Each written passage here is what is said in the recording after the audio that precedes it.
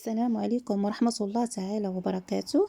هذا الفيديو تتمة ديال الفيديو السابق اللي كنت حضرت معكم المركز الليمون الحامض، وكنت قلت لكم غندخل عليه الفواكه باش نوجدوا عدة عصائر، ولكن الوقت ما قدنيش لحقاش الفيديو كان غادي يجي طويل. داكشي علاش قسمته على جوج. الفيديو الاول ديال المركز الحامض اللي حطيته معكم مسبقا، والفيديو الثاني اللي هو هذا اللي غنوجدوا به العصائر بالفواكه والخضار كذلك. والاساس ديال هاد العصائر هو المركز الحامض. واللي ما شافش هذا الفيديو انا غادا نخلي الرابط في صندوق الوصف. هذا المركز غادي يساعدكم بزاف في تحضير عصائر. اولا اقتصادي، ثانيا كيوجد بسرعه، ثالثا كيجي خفيف ماشي بحال ديال الحليب كيتقل على المعده. نقولوا بسم الله ونبداو ان شاء الله. دابا البنات غادي نوجدوا العصير ديال الخيار وكيوي والحامض المركز.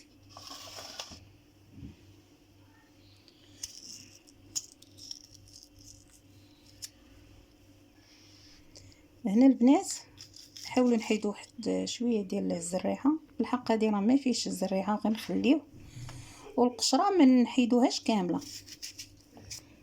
ها مثلا هذه حيدتها، هذا غنخليهم. المهم كناخذوا هادشي كنقطعوه.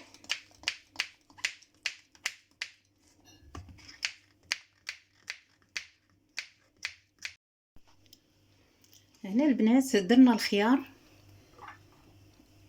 غنضيف عليه واحد كاس ديال الماء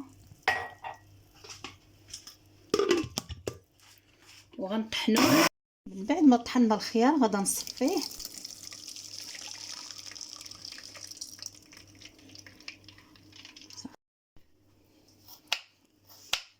من بعد غادي ناخذوا كيوي نقطعوه طريفات.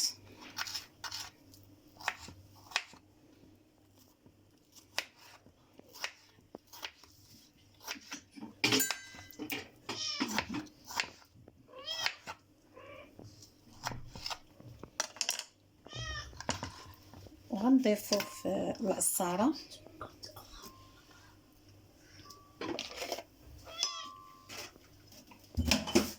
من بعد غنضيف عليه العصير ديال الخيار.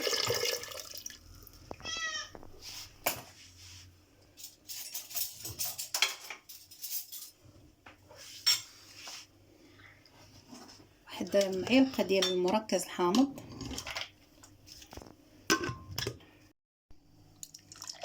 هذا العصير ديال الكيوي والخيار.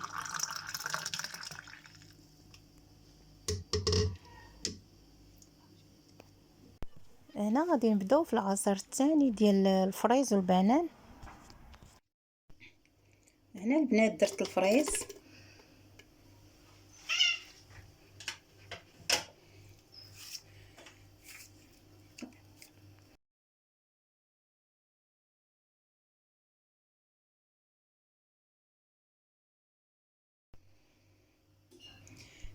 ديروا معلقه ديال المركز.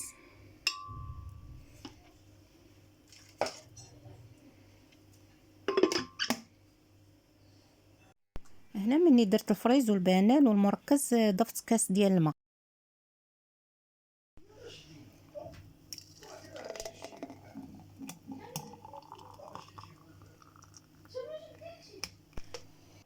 هنا خديت خيزو او الجزر، خديت 4 الحبات، سلقتهم غير شويه، ما خليتهمش طابوا مزيان، غير شويه وصافي. من بعد درتهم في العصاره وضفت عليهم الماء اللي تسلق فيهم، طحنتهم ومن بعد صفيتهم.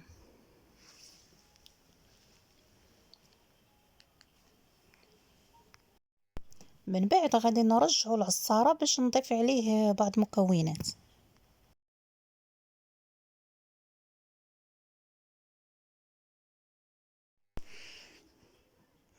هنا غادي نزيد عليه ياغورت.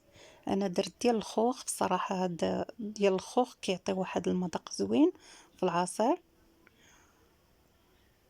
وكذلك غادي نضيف المركز ديال الحامض كما كتشوفوا. درت المعلقه الاولى وغنضيف الثانيه. هذا تيخرج واحد الكميه كثيره وفوق هادشي كيجي بنين بنين بنين. انا درت المعلقه الثالثه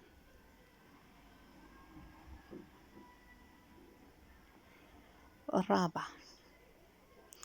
درت 4 المعالق ديال المركز. الصراحه هذا غير ديروه زوين الصراحه.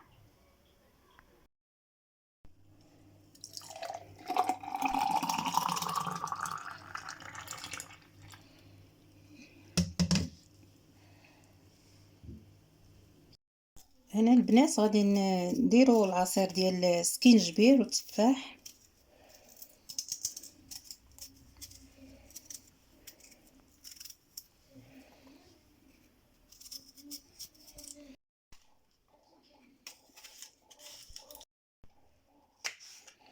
نديروا التفاح بقشوره،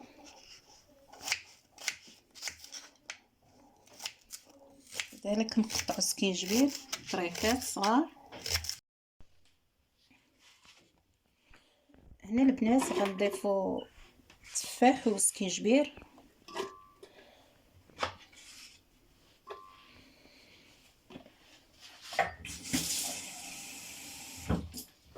نضيفوا عليهم واحد شويه ديال الماء.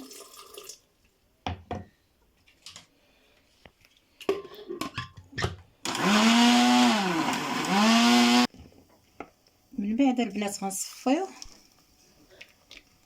السكينجبير والتفاح.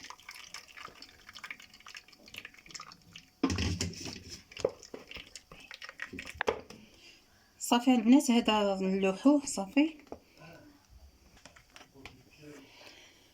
من بعد غادي نرجعوه للعصاره وغنضيفوا عليها معلقه ديال الحامض. كيف انا درت غير تفاحه ما درتش جوج، مع طريف ديال السكينجبير. صافي دابا غادي نطحنوه.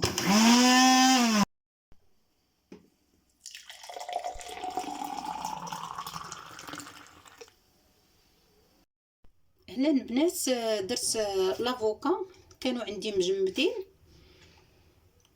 درت معاه واحد جوج بنانات.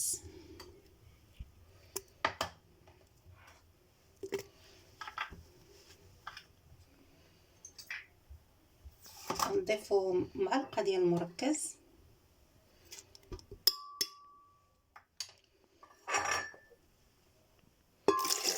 كاس ديال الماء،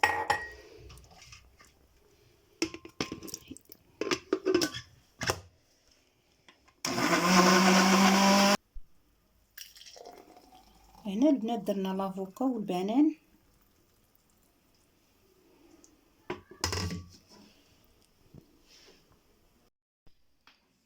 هنا البنات خديت جوج تفاحات نقيتهم وغنقطعهم. بقاو معايا باش نكملوا المراحل. هنا درت تفاح غنضيف عليها مركز ديال الحامض،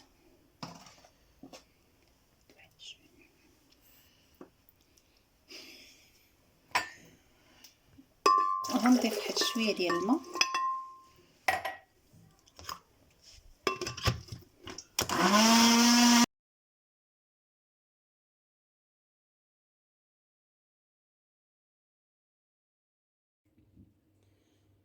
هنا البنات كما كتشوفوا حنا وجدنا عده عصائر بمركز الحامض.